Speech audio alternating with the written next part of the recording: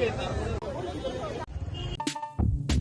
Everyone, welcome to my channel. আবার চলে আসলাম একটা নতুন ভিডিও নিয়ে। কলকাতার নতুন হ্যাংআউট ডেস্টিনেশন সম্পর্কে জানতে চাও? তাহলে এই ব্লগটা শেষ পর্যন্ত দেখতে থাকো। হ্যাঁ, ঠিক ধরেছো, আমরা আজকে চলে যাচ্ছি মোস্ট ফেমাস ভাইরাল একটা স্পট, সেটা হচ্ছে লাইকার মাঠ, যেটা সাউথ কলকাতার বিজয়গড়ের মধ্যে নতুন করে স্টার্ট হয়েছে। তো তোমরা যারা যারা এখনও অবধি আসোনি, তোমরা কিন্তু একবার ভিজিট করে যেতেই পারো।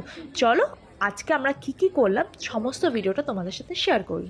সন্ধ্যে 7টা নাগাদ আমরা সেখানে পৌঁছে গেছিলাম, আর ইভিনিং টাইম ছিল, তাই লাইটিংগুলো এবং ডেকোরেশনগুলো দেখতে খুবই অসাধারণ লাগে। ইভিনিং টাইমে বন্ধুদের সাথে আড্ডা মারার জন্য কিন্তু পারফেক্ট প্লেস।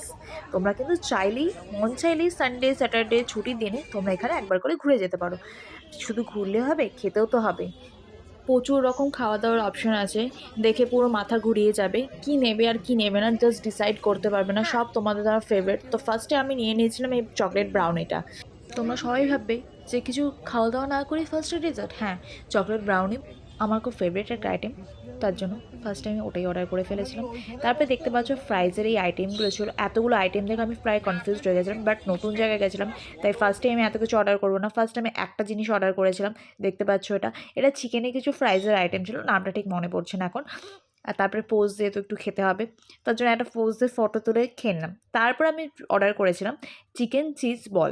খাবারগুলো খেতে ভালোই ছিল, নো ডাউট। এইভাবে কাবাব তৈরি হচ্ছিলো এখানে, বিভিন্ন ধরনের কাবাবের অপশন ছিল, বাট সেদিন আমার কাছে হাতে যথেষ্ট টাইম ছিল না এবং কাবাবের জন্য একটা লম্বা লাইন পড়েছিল।